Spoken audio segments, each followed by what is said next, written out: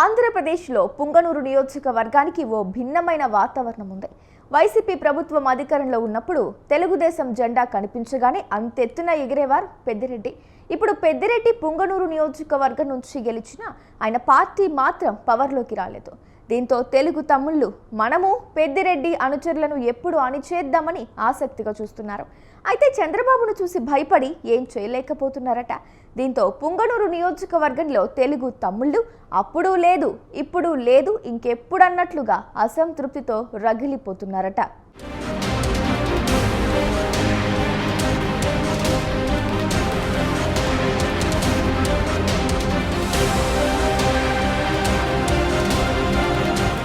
ఆంధ్రప్రదేశ్లో 2019లో జరిగిన అసెంబ్లీ ఎన్నికల్లో రామచంద్రారెడ్డి పేరుతో దాదాపు 4 నుంచి 5 వరకు పోటీలు చేశారు. అంటే ఒక రకంగా రామచంద్రారెడ్డిని ఓడించాలన్నది అన్ని పార్టీల ధ్యేయం. అయినప్పటికీ ఆయన విజయం సాధించారంటే ప్రజల్లో ఆయనకున్నటువంటి బలం కావచ్చు, లేదా ఎన్నికల మేనేజ్మెంట్పై ఆయనకున్న పట్టు కావచ్చు. ఏదైనా కూడా పొంగనూరు నియోజకవర్గంలో పెద్దిరెడ్డి మరోసారి విజయం సాధించారు. కానీ ఆయన విజయం ఎలా ఉన్నా పెద్దిరెడ్డి వ్యవహారంపై మాత్రం టీడీపీ నాయకులు అంతర్గతంగా ఆగ్రహావేశాలు వ్యక్తం చేస్తున్నారు.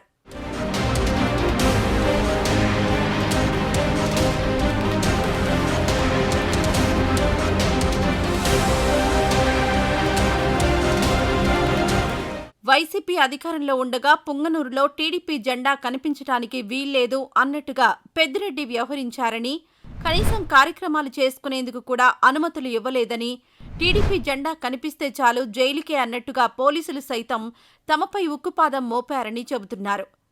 అటువంటి నియోజకవర్గంలో ఇప్పుడు కూటమి ప్రభుత్వం ఉన్నా కూడా ప్రశాంతంగా పెద్దిరెడ్డి రామచంద్రారెడ్డి వర్గీయులు, అనుచరులు కార్యకలాపాలు నిర్వహించుకుంటున్నారు అన్నది టీడీపీ నాయకులు అంతర్గత సంభాషణలో చేస్తున్న వ్యాఖ్యలు.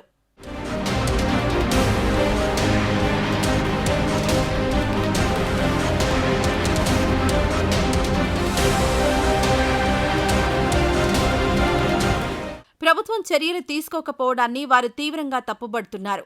ఉన్నట్టుండి పెద్దిరెడ్డిని అరెస్ట్ చేయమని గాని, పెద్దిరెడ్డిపై లేనిపోని కేసులు పెట్టమని కోరడం కానీ వారి విధానం కాదు. కానీ తమను ఇబ్బంది పెట్టిన పెద్దిరెడ్డి వర్గీయులు ప్రశాంతంగా కార్యక్రమాలు చేసుకుంటుంటే కూటమి ప్రభుత్వం నాయకులు చోద్యం చూస్తున్నారనేది వారి వాదన. నిజానికి పుంగనూరులో ఒకప్పుడు టీడీపీ కార్యక్రమాలు గాని, టీడీపీ జెండా ఎగరడం కానీ లేదనేది వారు మరోసారి గుర్తు చేస్తున్నారు. పుంగనూరు నియోజకవర్గంలో టీడీపీ జెండా ఎగరాలి అంటే ప్రాణాలు పోయే పరిస్థితిని కూడా ఎదిరించి గత ఎన్నికల్లో పార్టీ కోసం పనిచేశామని చెబుతున్నారు.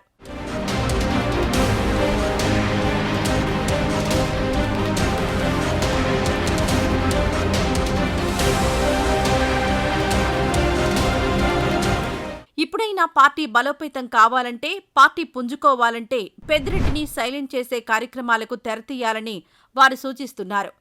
ఇలాగే వదిలేస్తే పొంగనూరులో టీడీపీ ఎప్పటికీ బలపడ్డం అనేది కష్టమని చెబుతున్నారు. ఇదే విషయంపై తాజాగా భేటీ అయిన స్థానిక నాయకులు కూటమి ప్రభుత్వం అనుసరిస్తున్న తీరుపై విమర్శలు గుప్పించారు.